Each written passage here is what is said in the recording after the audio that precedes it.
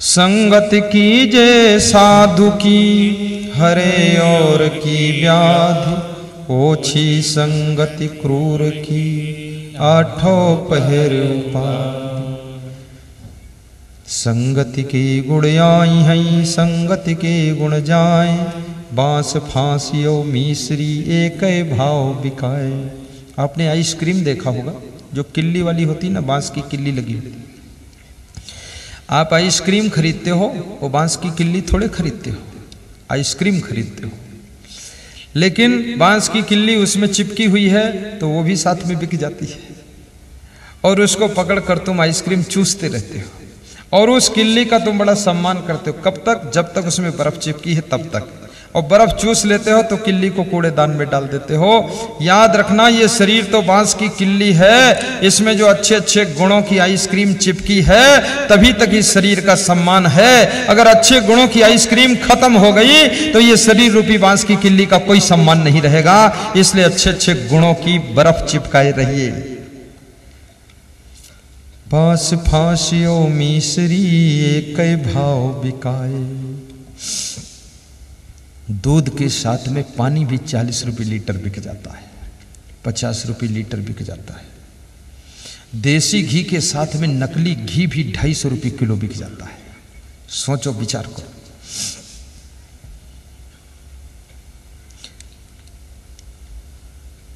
काली मिर्च के साथ में पपीता के बीज भी मिलाकर तौलकर उसी रेट में बिक जाते हैं।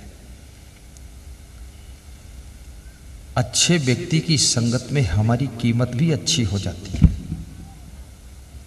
गलत लोगों के साथ में हमारी कीमत गिरती है। पापई संधि, विदुर जी कहते हैं, धृतराष्ट्र, जो पापियों से दोस्ती करता है उसका विनाश पहले हो जाता है।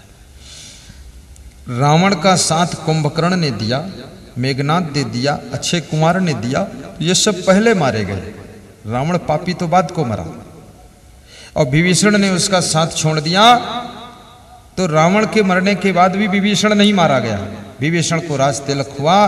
पापी का जो साथ छोड़ देता है उसका भगवान भी राज तिलक कर देते हैं, और जो पापी का साथ करता है उसको भगवान भी मार देते हैं। इसलिए पापियों का साथ मत करो, और खुद भी पापी मत बनो, पुण्य आत्मा बनो। परदाराभिमर्शम, और जो पर स्त्री गमन करता है वह व्यक्ति हमेशा दुखी रहता है। जो पर स्त्रियों में मां का दर्शन करता है, पर पुरुषों में पिता का दर्शन करता है, उसके जीवन में सदैव सुख ही सुख निवास करता है। दुनिया के सभी व्रत सरल हैं, ये व्रत बड़ा कठिन है, और सभी व्रत छोटे हैं, ये व्रत महाव्रत है। एक पत्नी व्रत, एक पति व्रत। तुम दुर्गा व्रत रह लेते हो और तमाम व्रत रहते हो, उपवास रहते हो, पर एक व्रत ये भी रह लिया करो कि जिस नारी ने तुमको अपना पति माना है उसको धोखा न दीजिए, उसके साथ थोड़ा नियम व्रत का पालन कीजिए। और जी पुरुष ने तुमको पत्नी मानकर स्वीकार किया है, अर्धांगिनी माना है कि तुम मेरी आधा अंग हो, उसके साथ विश्वासघात मत कीजिए। उस पति को अपना पति मान करके आगे की प्रगति कीजिए, उसको अपना पति मानिए, ठीक से व्यवहार कीजिए। सासू को गौरा, ससुर महादेवा, स्वामी को ईश्वर बनैबे, मंदिर हम काहे को जेबे। और चौथी चीज है दंभम, जो दंभ नहीं करता है, दिखावा नहीं करता है। ये संसार में दिखावा बहुत बड़ा है, दंभाचरण है। अंदर से तो कुछ और है, बाहर से दिखाई कुछ और देते हैं लोग। जिसके पास में दंभ नहीं, पाखंड नहीं, छल नहीं, वह व्यक्ति सदैव सुखी रहता है। दंभम अस्तैन्यम पेशनम, और जो चोरी नहीं करता है। चोरी करना बहुत खतरनाक काम। चोरी करने की भावना से ही भय लगता है। चोरी तो बाद को करोगे, भय पहले शुरू हो गया। अगर तुम सोच लो हमें किसी के चप्पल चुराने हैं तो भय शुरू, अभी चुराया भी नहीं तब भी भय लग रहा है। अगर लोग समझ जाए चप्पल चोर आया है तो जिनके चप्पल उनको भी भय शुरू, और जो चप्पल चुराना चाहता उसके डर शुरू, क्यों चप्पल चुराऊं, चप्पल वाला बैठा हो पास में तो बहुत सारे चप्पल दे देगा तो क्या मतलब, भय शुरू। और जहां भय है वहां शांति कहां, जहां डर है वहां सुख कहां। तो और चोरी जब करोगे तो कितना भय लगेगा। इसे चोर की दाढ़ी में तिनका। एक कहानी है, किसी के यहां चोरी हुई तो चोर को पकड़ने के लिए सभा बैठ गई। तो एक महात्मा आया तो उसने कहा कि चोर की दाढ़ी, रुई चोरी हुई, रुई कपास चोरी हुई। तो महात्मा ने कहा जिसने कपास चोरी किया है उसकी दाढ़ी में कपास का तिनका लगा हुआ है। तो किसी ने तो मुंह नहीं अपना पकड़ा, लेकिन उसने अपनी दाढ़ी ऐसे किया कि भाई लगा हो तो छुड़ाकर फेंक दूं। बस उसको पकड़ लिया कि यही चोरी किया, इसके घर में जांच करो। जांच किया तो उसके घर में रुई पकड़ी गई। चोर की दाढ़ी में तिनका होता है। चोरी करना, चोरी करने से मनोबल गिरता है, और चोरी करने से अपनी आदत बिगड़ती है, और चोरी करने से तुम कभी भी सुखी नहीं रहोगे। और चोरी करने वालों का अपमान होता है, चोरी करने वालों का अपयश होता है, और चोरी करने वाले सभा में दिल खोलकर खड़े नहीं हो सकते हैं, और चोरी करने वाले लोग शर्मिंदा होते हैं, और चोरी करने वाले लोगों की लोग निंदा करते हैं, और चोरी करने वाले लोग मुंह छिपाते रहते हैं, और जब पकड़े जाते हैं तो उनकी बेइज्जती होती है। और याद रखना, आप अच्छे कार्य करके भी धनवान बन सकते हो, चोरी करने की जरूरत नहीं है। तो दंभम, अस्तैन्यम, पैशनम, और छठी चीज है जो चुगली नहीं खाता है। चुगली समझते हो? चुगली इनकी बात उनसे, उनकी बात इनसे, किसकी बात किससे, इधर उधर बात करके लड़ाना भिड़ाना, झगड़ा करवाना, तिकड़म बनाते रहना, ऐसा चुगली चाहिए। इसको चुगली चाई कहते हैं।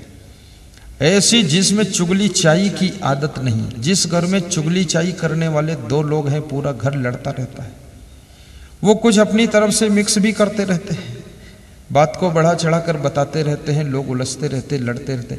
और जो चुगली सुन सुन कर भड़कता है वो भी बर्बाद होता है। अरे कोई कह रहा तुमसे, कौवा तुम्हारा कान ले गए, कान तो देख लो, कौवा को क्यों मारने दौड़ रहे हो, पहले कान देखो, कान तो लगा है, कान झूठी बात मान रहे हो।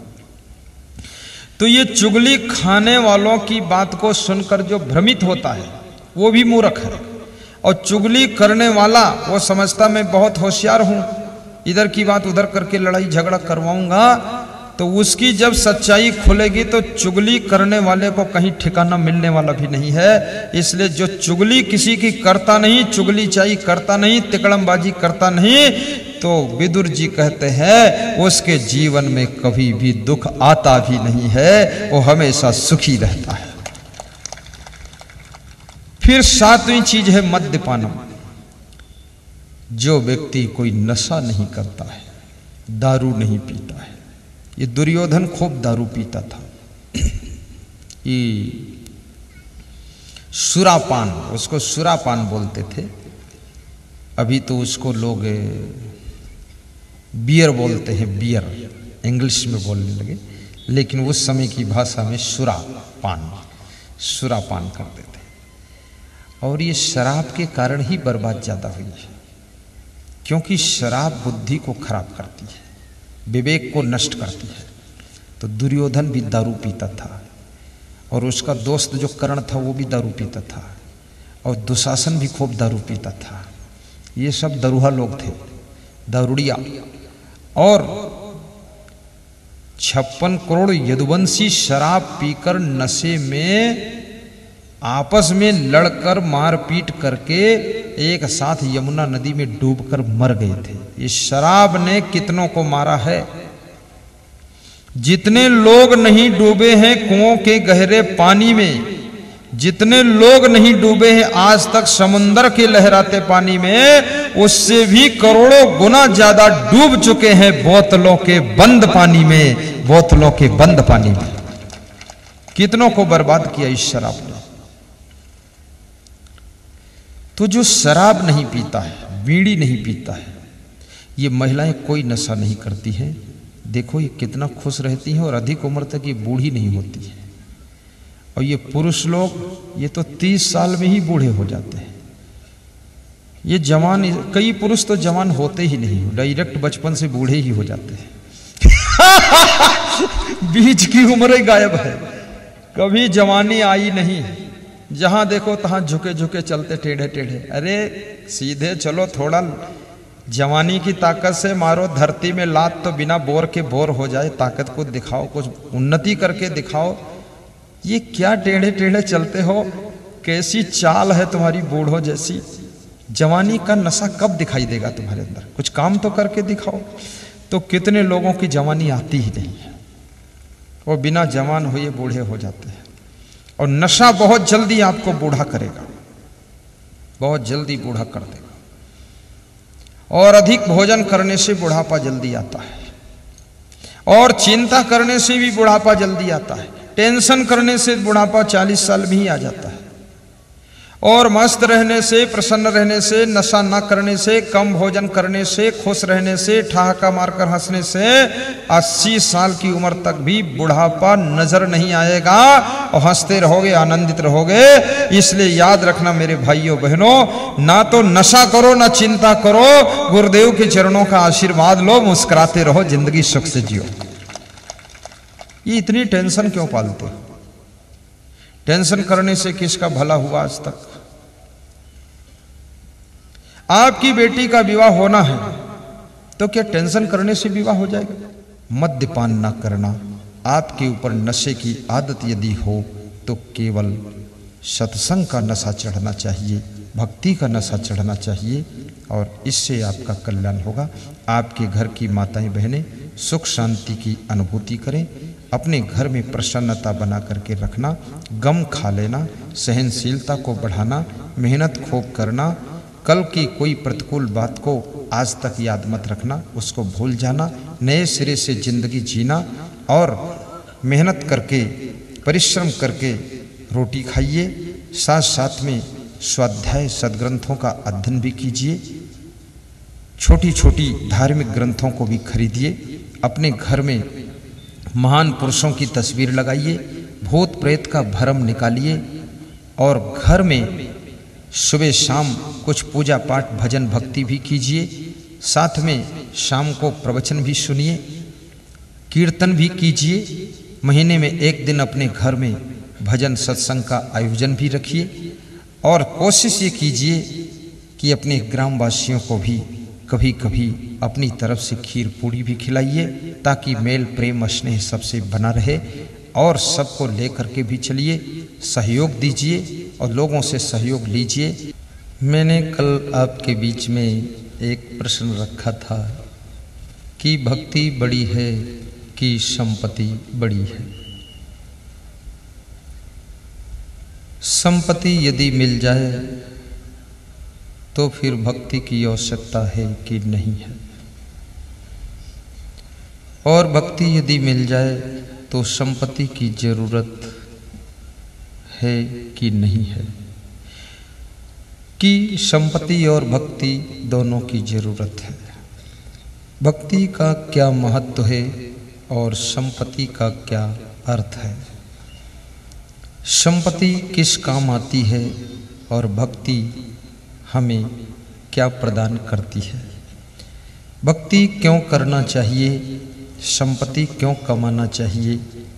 कौन सी संपत्ति है जो मनुष्य को शांति देती है, और कौन सी संपदा है जो मनुष्य के ऊपर विपदा लाकर खड़ा करती है?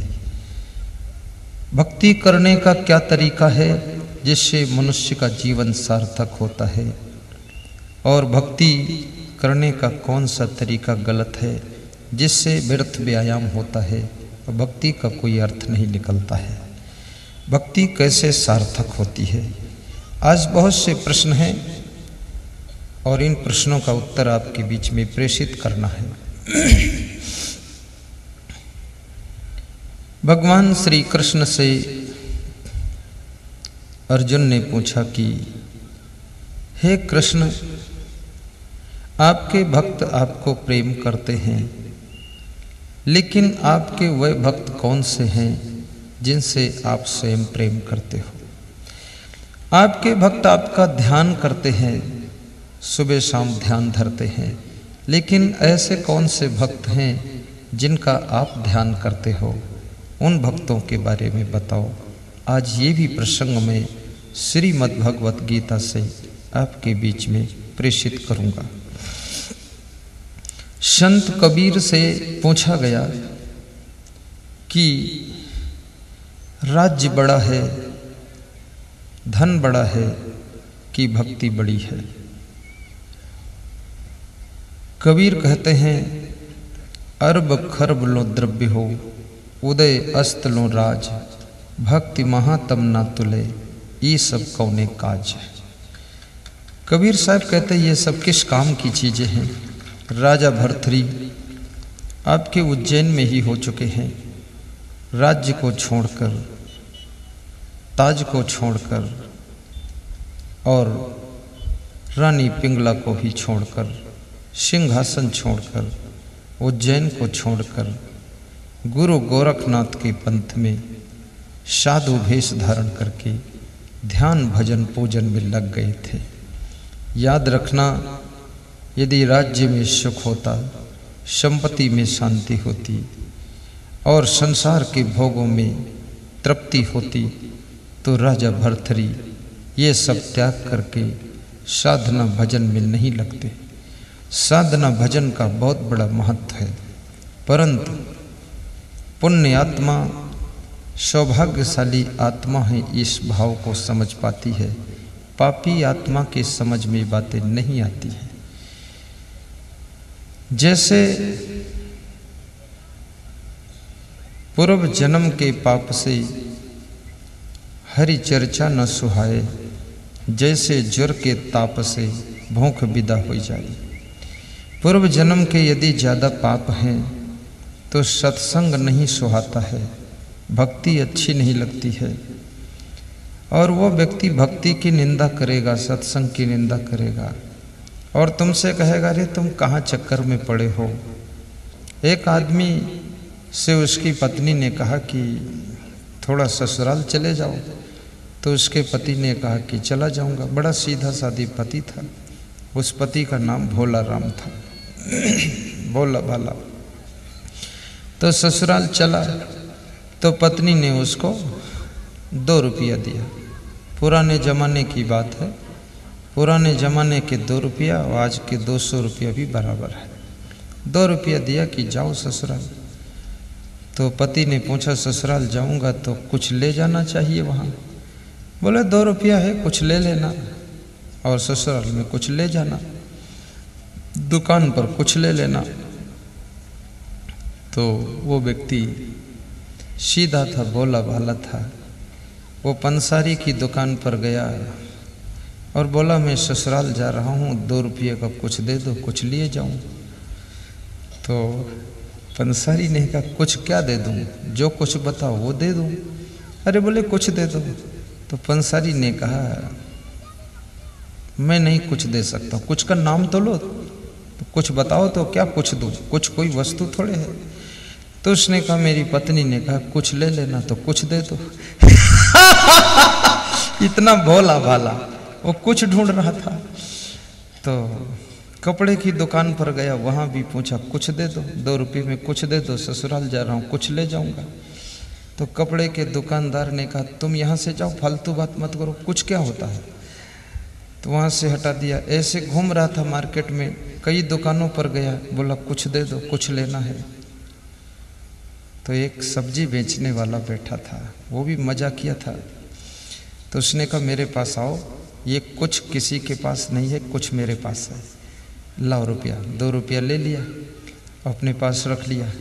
वो जमी कंद होता है ना, जमी कंद है जो जमीन में पैदा होता है, कंद, जमी कंद, उसको यहाँ क्या बोलते हो, कांदा। हाँ वही कांदा। तो उसने कांदा दे दिया 2 रुपये में। तो 2 किलो कांदा दे दिया, सस्ता था उस समय। 2-2.5 किलो दे दिया, गठरी बांध लिया। तो उसने सोचा कुछ मिल गया हमको और खुश हो गया।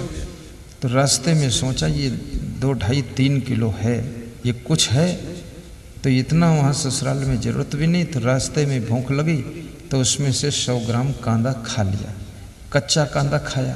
और कच्चा कांदा खाने से गले में चिचियाहट होती है, खुजलाहट होती है, कच्चा कांदा खाया नहीं जाता, वो खंत जमी कंद।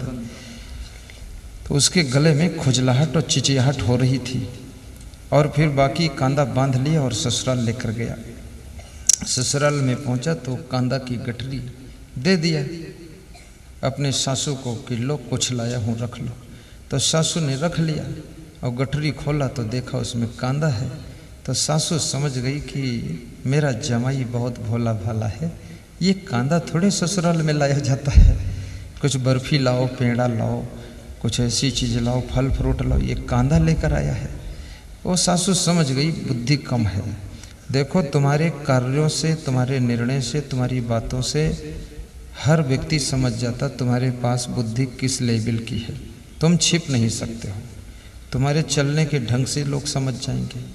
तुम थाली रखोगे उसी से समझ जाएंगे लोग, तुम मुड़ के देखोगे उसे समझ जाएंगे कि मूर्ख है कि बुद्धिमान है, फालतू मुड़ के खड़ा है देख रहा है। तो इसलिए थोड़ा होशियारी से काम कीजिए और ससुराल में तो ज़्यादा ही सावधान रहो। ऐसे जितने जमाई हैं ससुराल में बहुत सावधान रहते हैं और ससुराल में जब जमाई भोजन करता है ना तो बहुत छोटा सा मुंह खोलता है और छोटा सा रोटी का टुकड़ा मुंह में डालता है और चबाता भी नहीं, इधर उधर लुढ़का लुढ़को के खा लेता है कि वो सोचता है कहीं ज़्यादा मुंह इधर उधर चलाऊं, लंबा टुकड़ा काटूं तो लोग कहेंगे लालची है, कभी खाने को नहीं मिला, ऐसा गबर गबर खा रहा है। तो वो इस तरह से खाता है और धीरे से कुल्ला करता है और धीरे से पाँव उठा के चलता है और सोता भी है तो संकोच में थोड़ा सोता है। और ज्यों ही ससुराल का बॉर्डर पार होता है त्यों ही उसकी छलांगें बदल जाती है तो ये ससुराल का भी बड़ा इम्प्रेस होता है, इफेक्टिव ससुराल है। ससुराल कोई छोटी मोटी चीज़ नहीं है। मेरे पास में एक 70 साल की बूढ़ी माता जी आई और उसने बताया कि मेरी ससुराल है यहाँ। तो मैं समझ गया कि ससुराल में क्या दम होती है। बुढ़ापे में भी ससुराल इंजेक्शन मारती रहती है। लेकिन ससुराल हो या घर हो, हर कार्य बुद्धिमत्ता से कीजिए, समझदारी से कीजिए, सावधानी से कीजिए और प्रसन्न रहिए। ससुराल में जाइए तो वहाँ भी आपकी बुद्धिमत्ता का परिचय होना चाहिए और अपने दिमाग को पूरा विकसित कीजिए, होशियार बनिए। सेटिंग मैनेजमेंट अरेंजमेंट आपका टॉप क्वालिटी का होना चाहिए। उल्लम जुल्लम काम नहीं होना चाहिए। कपड़े पहनने का ढंग भी ठीक होना चाहिए और डायरेक्शन आपकी बहुत अच्छे होने चाहिए। कहीं भी रहो बुद्धि का खेल निराला होता है। आलस्य मत कीजिए, बुद्धि का सही प्रयोग कीजिए और जहाँ जाओ वहाँ का कुछ नक्शा बदल डालो। तो मैं आपको सुना रहा था कि कबीर साहब से पूछा गया कि भक्ति क्या चीज़ है। तो कबीर साहब कहते हैं भक्ति शब्द का अर्थ होता है प्रेम, भक्ति का अर्थ होता है सेवा, भक्ति का अर्थ होता है समर्पण। प्रेम, सेवा और समर्पण, ये जिस बिंदु पर होता है ये तीनों को मिला करके भक्ति बनती है। और भक्ति जिसके अंदर पैदा हो जाती है उसको बहुत सुख मिलता है। और भक्ति की पहचान है, जिसके मन में भक्ति आती है वह व्यक्ति बड़ा मगन रहता है, बड़ा खुश रहता है। कोई दुख आता है तो दुख भी उसको दुखी नहीं कर पाता है और कोई सुख आता है तो सुख भी उसको फुला नहीं पाता है और कोई समस्या आती है तो उसको रुला नहीं पाती है और कोई कष्ट आता है तो उसको दुखा नहीं पाता है। भक्ति ज्ञान मार्ग की पहली सीढ़ी है। जो आपका प्रेम है, और भक्ति कितने प्रकार की होती है। गुरु भक्ति, मातृ भक्ति, पितृ भक्ति, गौ भक्ति, देव भक्ति, देश भक्ति, ये सब भक्ति है। यहाँ पर बहुत से लोग देशभक्त बैठे हुए हैं जो कि हमारे देश की सुरक्षा सेवा में लगे हुए हैं। बीएसएफ फोर्स के लोग, पुलिस फोर्स के लोग, मिलिट्री फोर्स के लोग, सीमा पर खड़े हुए हमारे माताओं के लाल जवान जो कि अभी 20 से 30 साल की उम्र में गुजर रहे हैं और भारत देश की सीमा पर, चाइना बॉर्डर पर, पाकिस्तान बॉर्डर पर अपने अपने ड्यूटी को ऐसे कर रहे हैं कि मर जाऊं लेकिन देश को बचा कर जाऊं। दुनिया में मैं रहूं न रहूं, लेकिन दुनिया में मेरा भारत देश रहना चाहिए। मैं चला जाऊं तो कोई बात नहीं। ये देशभक्ति भी बहुत बड़ी चीज है। फिर है गौ भक्ति। गौ भक्ति गौ माता की सेवा, और गौ माता की सेवा ये छोटी मोटी सेवा नहीं है। मैं आपसे निवेदन करूंगा, आपकी जो माता है जिसने आपको जन्म दिया है, वो 6 महीने तक आपको दूध पिलाती है। उसके बाद वो अपना दूध पिलाना बंद कर देती है, आपको अनाज खिलाती है। लेकिन जो गौ माता है आपको जिंदगी भर दूध पिलाती है। जो जिंदगी भर दूध पिलाती है उसका नाम गौ माता है।